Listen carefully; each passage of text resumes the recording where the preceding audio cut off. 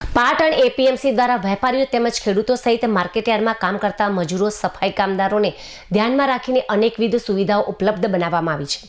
ત્યારે ઉનાળાની બળબડતી ગરમીમાં માર્કેટયાર્ડના વેપારીઓ, ખેડૂતો અને મજૂર વર્ગ સહિત સફાઈ કર્મચારીઓને મહદઅંશે રાહત મળે તેવા ઉદ્દેશ દ્વારા વેપારી મિત્રોના સહયોગથી નિઃશુલ્ક ઠંડી છાશ વિતરણ કેન્દ્રનો માર્કેટયાર્ડ ખાતે બુધવારથી પ્રારંભ કરવામાં આવ્યો છે।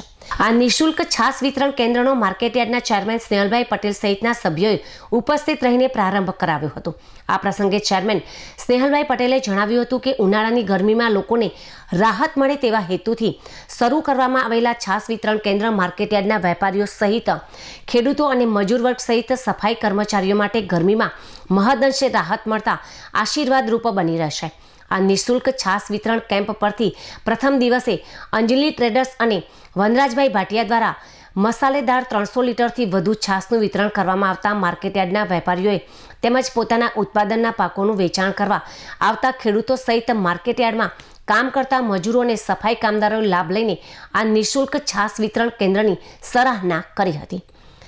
પાટણ માર્કેટયાર્ડમાં ઉનાળાની બળબડતી ગરમીમાં વેપારીઓના સહયોગથી શરૂ કરાયેલ નિઃશુલ્ક છાશ વિતરણ કેન્દ્ર જ્યાં સુધી ગરમીનો પ્રકોપ રહેશે ત્યાં સુધી કાર્યરત રાખવામાં આવનાર હોવાનું આયોજકોએ જણાવ્યું હતું।